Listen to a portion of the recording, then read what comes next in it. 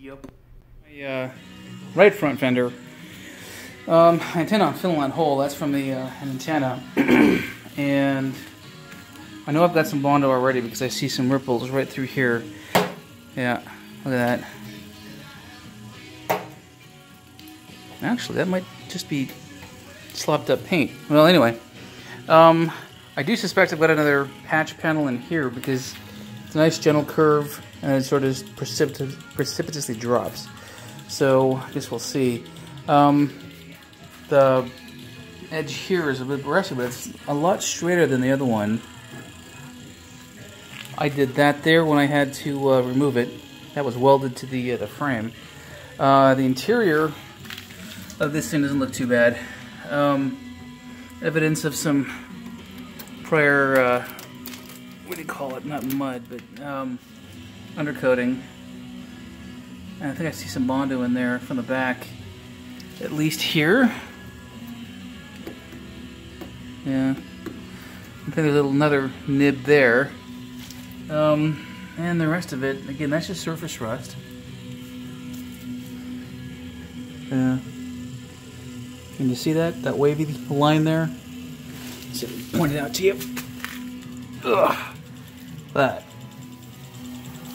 I suspect that's not the patch panel. I hope not, but let's see how it goes. Aside from that, the rest of it looks not too bad. I can weld a patch in there and cover it pretty easily. And I'll get the stripping. Chemically stripped anyway. I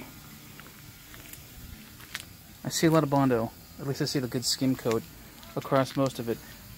This blue stuff, like I said before, is bondo. I found a little bit of a dent right in there. Not a dent, but more of a crease that's easy to fill in. And again, I'm a little bit concerned about that area there. I don't see evidence of a weld seam, but when I start to strip it, I'll know better. And is that a mosquito? Sure as shit. That's all I need. There we go. So, half hour of chemical stripping, mechanical stripping on the front. Have a couple hours on the back, and I'll be done with this one.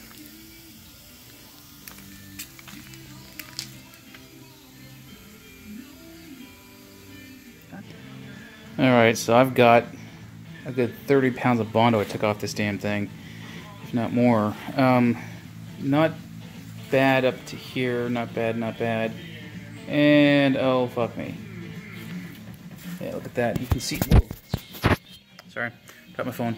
You can see all kinds of dimples and so forth here. I think this was, well, this is the left fender, so this is probably the fender that got dorked up when it got hit in 1970 or whatever it was. So you can see a lot of braise repairs here, and I think down through there too, quite a bit. I don't know if I'm going to reuse this fender for anything, quite frankly. I've not done the rear piece because I've got other stuff I got to get done, but I'll turn this over.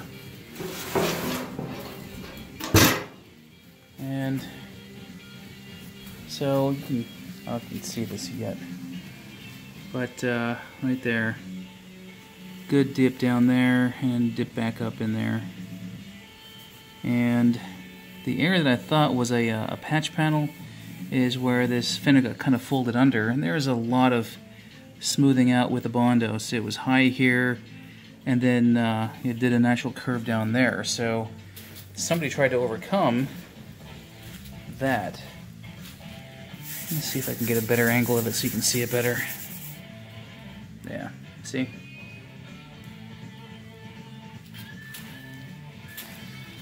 So, and you can see that nice, lovely crease all through there. What I'm going to likely do is take a hammer to it and see if I can hammer some of that out and then fill the rest. I think. Need to do that still, but I'll do that when I do the back of it. Yeah, I saw that earlier and I knew that was bondo. So, god damn it. You know, and I don't know what kind of other fenders I've got in the future, or you know who else has them, but you know I can certainly overcome this with bondo, but damn it, I don't want to.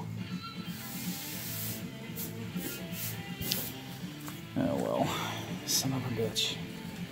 Not the news I wanted, but sort of the news I expected. Yep, this one wasn't too bad, but this one, worse.